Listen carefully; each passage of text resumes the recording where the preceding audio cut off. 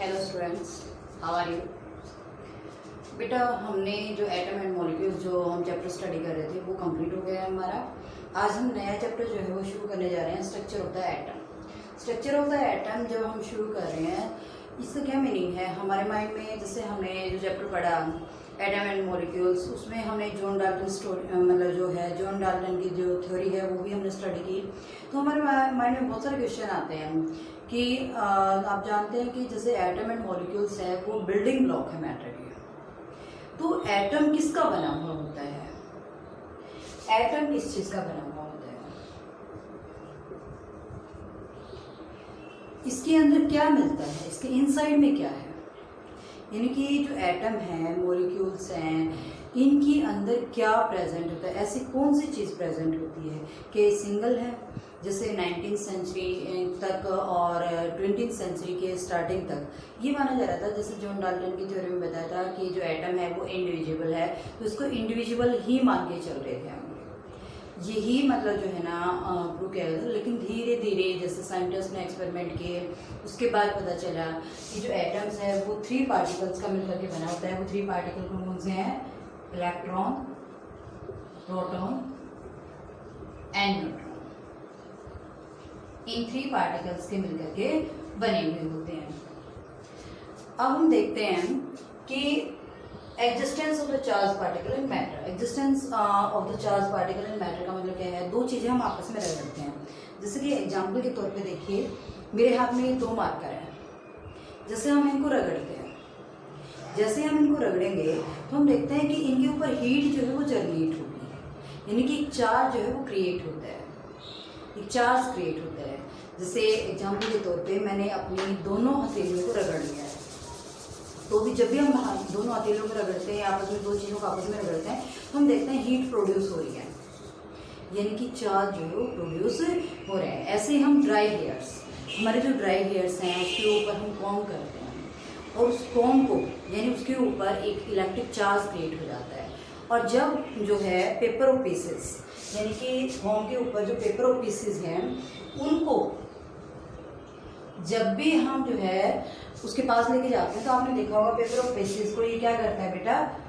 Attract करता है। ऐसे ही जो ग्लास रोड है उसको जब हम सिल्क के ऊपर यानी कि सिल्क क्लॉथ के ऊपर रब करते हैं, तो उसके ऊपर भी इलेक्ट्रिक चार्ज जो है वो क्रिएट हो जाता है। और वो भी जो है मतलब जो इन्फ्लेटेड बैलून है, जो फूला हुआ गुब्बारा है, उसको क्या करता है? ये अट्रैक्ट करता है। तो एक तरह से उनके ऊपर क्या आ जाता है? चार्ज आ जाता है। अब हम देखते हैं कि ये था हमारा एक इलेक्ट्रिक चार्ज जो है वो क्रिएट हो जाता है। Discovery of cathode rays and electrons. हमारा यहाँ पे मेन टॉपिक जो आज हम स्टडी करने जा रहे हैं वो है electron, discovery of electron, discovery of cathode rays, discovery of cathode rays. देखो क्या इसमें किस तरह से इसकी डिस्कवरी हुई। Discovery of cathode rays, discovery of cathode rays and electrons की डिस्कवरी। क्या होता है ये सब? तो इसमें हम देखते हैं जो कैथोड की जो डिस्कवरी है वो डिस्कवर किया जे थॉमसन ने। किसने किया था बेटा? जो कैथोड रेज है इनकी जो डिस्कवरी है वो की थी जे थॉमसन। जे थॉमसन ने इसको डिस्कवर किया था। जे थॉमसन जो है इसको जे थॉमसन ने इसको डिस्कवर किया। ये एक तरह से इंग्लिश फिजिक्स था 19वीं सेंचुरी तक। इसने जो 19वीं सेंचुरी के जो लास्ट में है इसकी डिस्कवरी की थी। इसने क्या किया? During the study of passage of electricity through the gases eight extremely low pressure. Extremely low pressure पर जो है इसने मतलब जो है गैसेस के अंदर से एक्सट्रीमली लो प्रेशर के ऊपर से इलेक्ट्रिसिटी जो है वो पास आउट कराई एट द हाई वोल्टेज। और जो रेज इमिट हुई उनको नाम दिया कैथोड रेज। इसमें अंडर द ऑर्डिनरी प्रेशर, जब भी हम मतलब ऑर्डिनरी प्रेशर हम लेते हैं, under the ordinary pressure, under ordinary pressure मतलब जो साधारण जो अपना प्रेशर है, जो एटमॉस्फेरिक प्रेशर, ऑर्डिनरी प्रेशर मतलब यहाँ पे है एटमॉस्फेरिक प्रेशर जो करंट में है। अंडर ऑर्डिनरी प्रेशर पे हम देखते हैं कि जो गैसेस हैं वो बैड कंडक्टर होती हैं।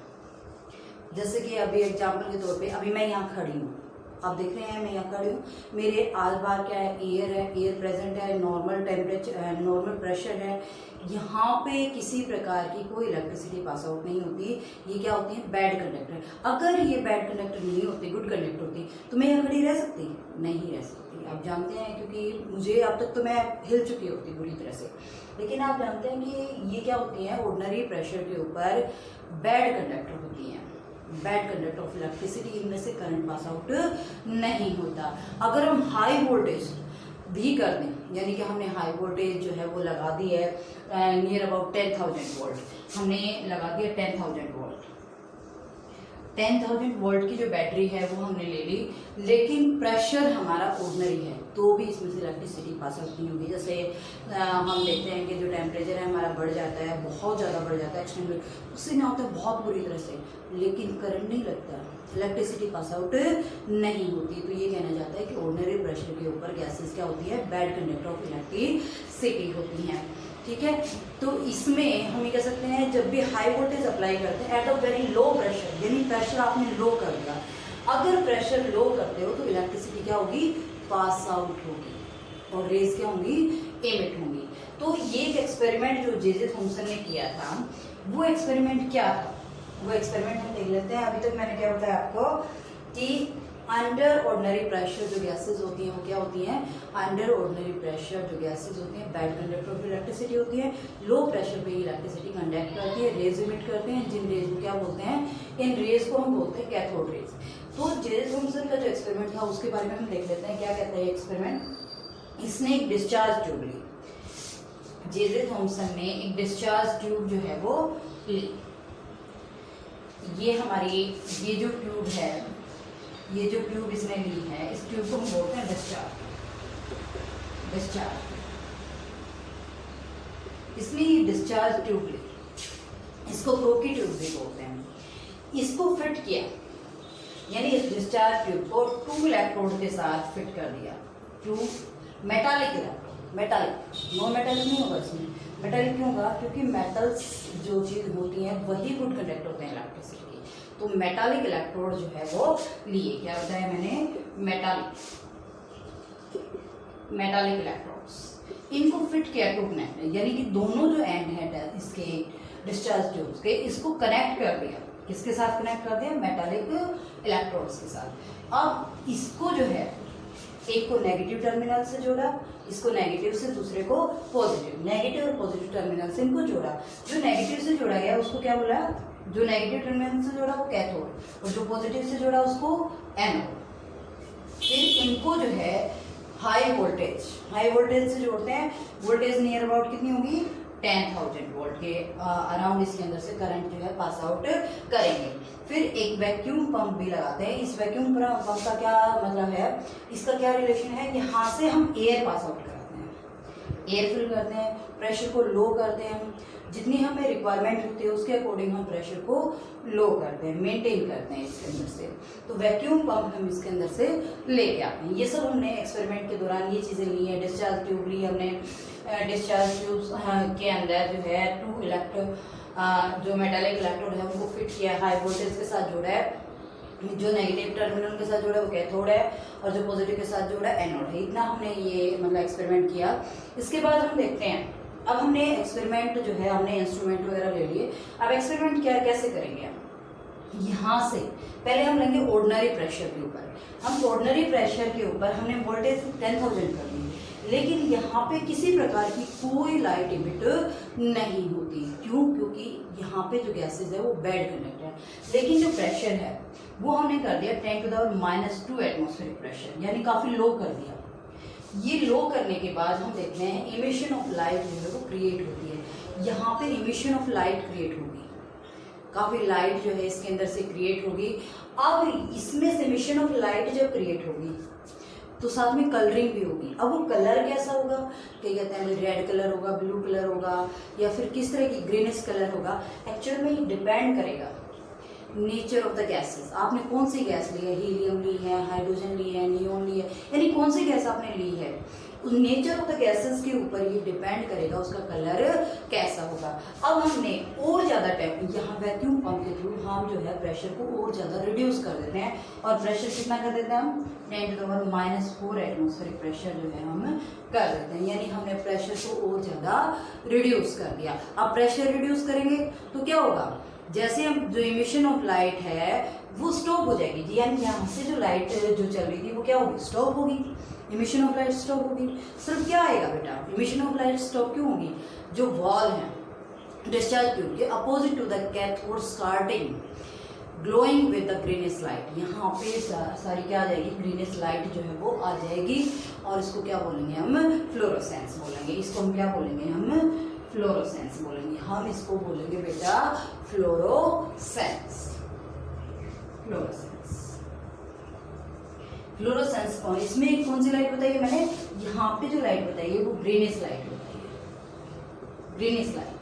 एक बार फिर से देखिए क्या बताया मैंने बताया इसमें हमने ये एक्सपेरिमेंट जैसे जो इंस्ट्रूमेंट है इसको फिट किया, इसके बाद हम ऑर्डिनरी टेम्परेचर पे 10,000 वोल्ट जो है इलेक्ट्रिसिटी पास आउट कराते हैं, तो हम देखते हैं किसी प्रकार की इमिशन ऑफ लाइट नहीं होती, लेकिन जैसे ही प्रेशर रिड्यूस किया हमने 10⁻⁻² एटमॉस्फेरिक प्रेशर, तो जो है इमिशन ऑफ लाइट जो है वो क्रिएट हुई, और कलरिंग भी हुई, और ये कलरिंग डिपेंड करेगी नेचर ऑफ द गैसेस। उसके बाद और ज़्यादा रिड्यूस कर दिया, और कितना कर दिया 10⁻⁻⁴ एटमॉस्फेरिक प्रेशर कर दिया, तो उसके बाद हम देखते हैं जो इमिशन ऑफ लाइट स्टॉप हो जाती है, और एक जो है मतलब बम्बारमेंट होती है, इसकी लाइट की बम्बारमेंट होती है, जिससे ग्रीनिश लाइट जो क्रिएट होती है, जिसको बोलते हैं फ्लोरोसेंस।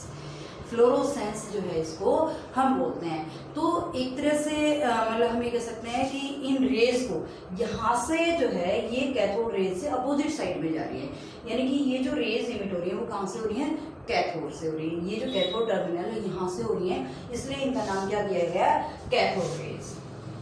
कैथोड टर्मिनल से हो रही है तो इनको नाम दे दिया गया कैथोड रेज, यानी कि यहाँ से ये इमिट हुई है तो इनको नाम दिया गया कैथोड रेज।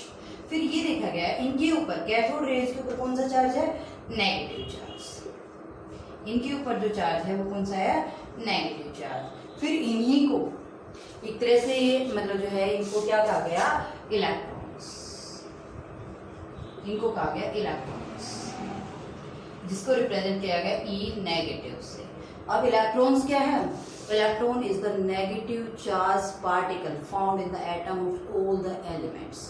जो इलेक्ट्रॉन है वो नेगेटिव चार्ज पार्टिकल है किसी भी एटम का, जो सभी एलिमेंट्स के एटम्स के अंदर फाइंड आउट होता है। अब देखते हैं मास एंड चार्ज, आपको अच्छे से क्लियर हो गया होगा कि इलेक्ट्रॉन्स जो है वो क्या होते हैं, किस तरह इसकी डिस्कवरी है। अब हम देखते हैं मास एंड चार्ज होता है इलेक्ट्रॉन, मास कितना है और चार्ज कितना है इसके ऊपर।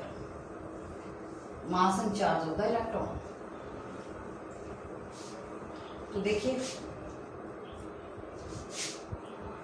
Mass and charge of the electron.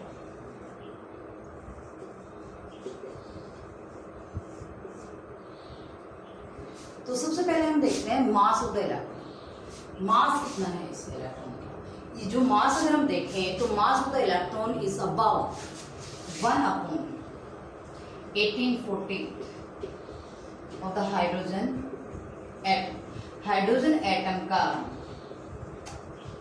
1/1840 1/1814 times जो है ये मतलब हाइड्रोजन एटम का मास है, या हम ये कह सकते हैं जो mass of the hydrogen atom is 1/1814, then the mass of the electron is 1, यानी कि 1 यूनिट हो जाएगा। इलेक्ट्रॉन का जो मास है वो 1 यूनिट हो जाएगा। और इसका एब्सोल्यूट मास कितना होगा, एब्सोल्यूट मास, एब्सोल्यूट का मतलब होता है एक्चुअल मास कितना है। जब भी हम इसको एक्चुअल मास जब हम मेजर करते हैं तो इलेक्ट्रॉन का एक्चुअल बहुत ज़्यादा स्मॉल होता है, ये near about 9.1 into 10⁻31 kg, 9.1 into 10⁻31 kg के बराबर होता है, जो वेरी वेरी स्मॉल होता है। इसको हम अज्यूम करते हैं नेग्लिजिबल, यानी कि ना के बराबर मानते हैं हम इसको कि ये क्या है, ना के बराबर है। इसको हम कंसिडर करेंगे ही नहीं, ये एब्सोल्यूट मास होता है। फिर हम देखते हैं इसके ऊपर चार्ज कितना होता है, इसके ऊपर चार्ज कितना होता है। तो इसका जो एब्सोल्यूट चार्ज है, एब्सोल्यूट मतलब एक्चुअल चार्ज, एब्सोल्यूट चार्ज, इसके ऊपर जो एब्सोल्यूट चार्ज होता है वो होता है 1.602 into 10 to the minus 19 coulomb, ये होता है 1.602 into 10 to the minus 19 coulomb के बराबर होता है। तो हम ये देखते हैं कि ये जो चार्ज है वो स्मॉलेस्ट नेगेटिव चार्ज इसके ऊपर है, स्मॉलेस्ट नेगेटिव चार्ज होने के कारण हम इसको जो है क्या ले लेते हैं, 1 यूनिट ले लेते हैं, यानी कि 1 unit of the negative charge जो है वो हम ले लेते हैं, यानी कि this has been taken to the 1 unit of the negative charge, 1 unit of the negative charge ले लेते हैं। हम इसको हम ये बोल देते हैं, देखो एक बार, इसको हम बोल देते हैं -1 यूनिट, -1 यूनिट के बराबर इसका चार्ज हम ले लेते हैं। अब हम ओवर आर करा के हम देखते हैं कि इलेक्ट्रॉन क्या है, इलेक्ट्रॉन की डेफिनेशन क्या है। अब इलेक्ट्रॉन क्या है बेटा, इलेक्ट्रॉन जो है सब एटॉमिक पार्टिकल है, किसका, एटम का सब एटॉमिक पार्टिकल है। सबसे पहले तो क्या बताया मैंने, इलेक्ट्रॉन जो है वो सब एटॉमिक पार्टिकल, सब एटॉमिक पार्टिकल है जिसका मास कितना है, हम मास के बारे में बात करेंगे डेफिनेशन के दौरान भी, जिसका मास जो है having the mass equal to 1/1814 of the hydrogen atom and which have and carrying the 1 unit negative charge, और 1 यूनिट नेगेटिव चार्ज जो है वो कैरी करता है। अब मैं इसको पूरे को मिला देती हूँ, तो मतलब जो कंक्लूजन इसकी डेफिनेशन क्या होगी, electron is the sub atomic particle which have a subatomic particle having mass equal to 1/18th that of the hydrogen atom and carrying the 1 unit negative charge. ये इसकी डेफिनेशन है, ये था इलेक्ट्रॉन्स। आई थिंक आपको समझ आया होगा। Next जो प्रोटॉन है उसके बारे में हम अगली वीडियो के अंदर डिस्कस करेंगे। Okay, thank you.